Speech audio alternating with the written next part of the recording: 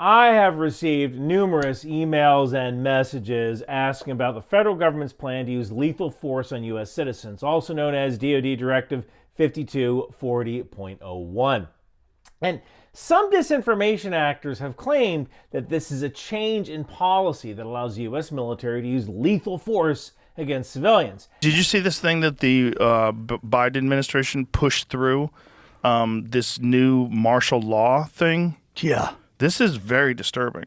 Jamie, please Google this so we can find out what the actual law states. But it's DoD Directive 5240.01, giving the Pentagon power for the first time in history to use lethal force to kill Americans on U.S. soil who protest government policies. And if I'm making this video, guess whether this is true or not. But before I get started, all of the extensive documentation is available for free at ryanmcbeth.substack.com, where you can also watch this commercial free as a paid member. And if you got $5, I'd appreciate it if you could toss me that on Substack. YouTube keeps demonetizing my stuff. But before I get started, you know what I use to help fight disinformation? Ground News. You know this video is about Defense Directive 5240.01. And this right here is a perfect example of how Ground News actually works, showing the bias distribution of the left, center, and the right. So of these three articles, one leans left with high factuality, one leans right with mixed factuality, and one's in the center with mixed factuality. Ground News not only gives you an average factuality rating, but it also tells you the ownership of the publication. So you know who is telling you what to think or what to believe. And that's not even the best part. Let me show you the best part. The Ground News Blind Spot Report shows articles for people on the left and people on the right. And these are articles that you may have missed because of your own personal biases, the kind of personal biases that we all have. I've been doing commercials for Ground News for the past year now, and I've actually been a Ground News subscriber before they even started paying me to talk about their product.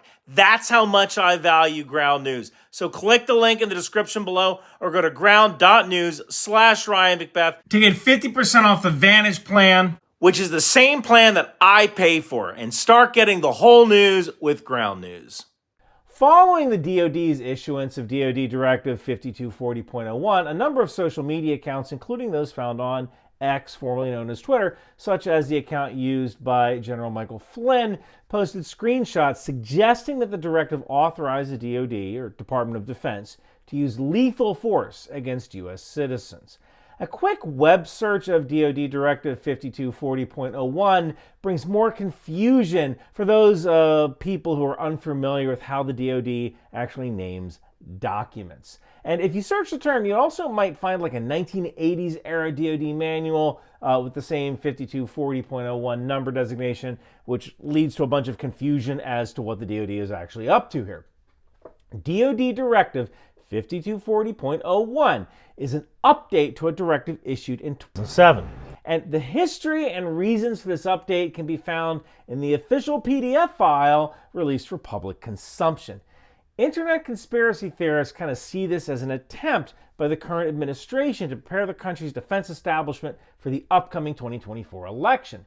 These conspiracy theorists claim that the U.S. military is preparing to use lethal force against potential political protesters. But the conspiracy theories don't stop there. Lawyer and activist Robert F. Kennedy Jr., also posting on X, had this to say about the DoD directive. This is the kind of inflammatory poison that divides our nation and inspires assassins. It is particularly ironic since Biden and Harris have just pushed through DoD Directive 5240.01, giving the Pentagon power for the first time in history to use lethal force to kill Americans on U.S. soil who protest government policies. If you want to understand a politician, the words from her mouth have little relevance. Look at her feet. You know, kind of the weird thing here is that Robert F. Kennedy Jr. is a lawyer, so he should know how to read a legal document, which kind of leads me to believe he either didn't read it or intentionally misread it. If we take Robert F. Kennedy Jr.'s word here, we might assume that the use of military force against American civilians is as easy as just issuing a newly updated directive. And just like that, the DoD can go after Americans. However, the use of lethal force by the U.S. military against American civilians is a bit more complicated, something that requires a deeper dive here into naming conventions. Oh, this video is going to be so exciting. So, per the U.S. Department of Defense, the DoD publishes three kind of issuances. These issuances include directives, instructions, and manuals.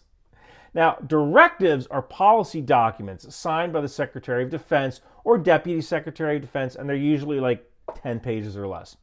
Instructions are policy documents signed by OSD, the Office of the Secretary of Defense, component head usually, and they're like 50 or so pages or less. Manuals are procedures documents that are authorized by directives or instructions.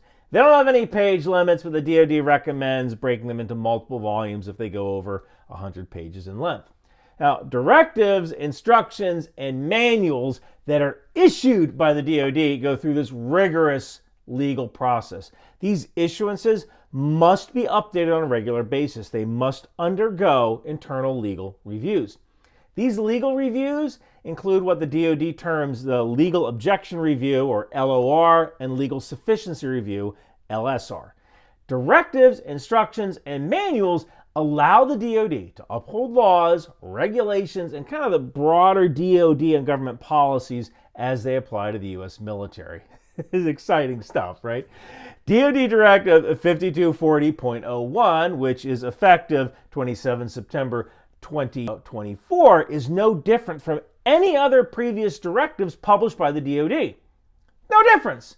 Well, one key difference. The key difference between this directive and the others is that the DoD actually took the step of clarifying what this update directive actually means. Now, Newsweek's Ellie Cook confirmed this with a statement from the DoD spokeswoman Sue Ghosh, who said, "These policies concerning the use of force by DoD addressed in the directive are not new, and they do not authorize the DoD to use lethal force against U.S. citizens or people located inside the United States, contrary to rumors and rhetoric circulating on social media." So this kind of begs the question, what the heck is DoD Directive 5240.01? As I mentioned before, DoD issued directives are policy statements signed by the Secretary of Defense or the Deputy Secretary of Defense. If we review Section 1.2 of the official DoD released PDF for Directive 5240.01, we find the following policy limitations. DoD intelligence and intelligence-related activities will be conducted in accordance with this issuance, applicable laws, EOs, including EO 123333, as amended, presidential directives, DoDD 514813, Secretary of Defense memoranda, and other DoD policies, and DoD Manual 5240.01. So, this DoD Directive 5240.01 outlines official DoD policies concerning DoD intelligence and intelligence-related activities, with particular attention being given to what the DoD can and cannot do concerning these activities and Americans. Section 1.2 also offers the following statement concerning the rights and liberties of American civilians as they relate to DoD policies concerning the DoD intelligence and intelligence-related activities. Here, special emphasis will be given to the protection of the constitutional rights and privacy of U.S. persons. Section 1.2 continues by outlining limitations, responsibilities, and applicable laws, executive orders, policies, and more. The idea here is to provide the DoD with specific policies in handling domestic situations where military assets might be called upon. The controversial section, which is Section 3.3, explores the possibility of lethal aid to civilians as provided by the DoD. It says, assistance in responding with assets for potential lethality in any situation in which it is reasonably foreseeable that providing the requested assistance may involve the use of force that is likely to result in lethal force, including death or serious bodily injury. It also includes all support to civilian law enforcement in situations where a confrontation between civilian law enforcement and civilian individuals or groups is reasonably anticipated. Such use of force must be in accordance with DoD 5210-56, potentially further restricted based on the specifics of the requested support. Okay. Again, these policies fall well within the existing laws, regulations, and policies that have been in place for some time. Anyone who has written policy statements for any organization knows these documents have to be updated regularly to meet with the needs of the organization and the conditions under which the organization operates. The Department of Defense is no different. So what can the U.S. military do on American soil? That's complicated. So traditionally, the United States government has a love-hate relationship with the military. The Founding Fathers saw a standing army as a threat to the country's constitutional government. The Anti-Federalist paper from 1877, Brutus No. 10, criticized Article 1, Section 8, Clause 12 of the newly drafted Constitution. And in this, the Anti-Federalist writer points out, the liberties of a people are in danger from a large standing army, not only because the rulers may employ them for the purposes of supporting themselves and any usurpations of power which they may seek to properly exercise, but there is a great hazard that any army will subvert the forms of government under whose authority they are raised, establish one according to the pleasure of their leader. Following the U.S. Civil War, the U.S. Congress passed the Posse Comitatus Act of 1878, which outlines serious limitations to the use of military force against Americans. Per case law, as outlined in a document called Focus 10-539, published by the Congressional Research Service, says, execution of the law in violation of PCA occurs when civilian law enforcement officials make direct active use of military investigators, when the use of the military pervades the activities of civilian officials, or when the military is used to subject citizens to the exercise of military power, which is regulatory, prescriptive, or compulsory in nature. In Focus 10-539 further outlines that the PCA is not violated when the armed forces conducts activities for a military purpose. The PCA does not apply to the National Guard unless it is employed in federal service. The National Guard is exempt from Posse Comitatus because the state governor can use them for law enforcement functions in their state. But the second they become federal troops, they can't be used to enforce laws anymore. At least they can't under very specific circumstances. Now, the combination of constitutional philosophies, political thinking, existing policies, and federal law keep the Department of Defense from wielding military assets against U.S. civilians at home. Well, the history of this is complex. The one thing is clear.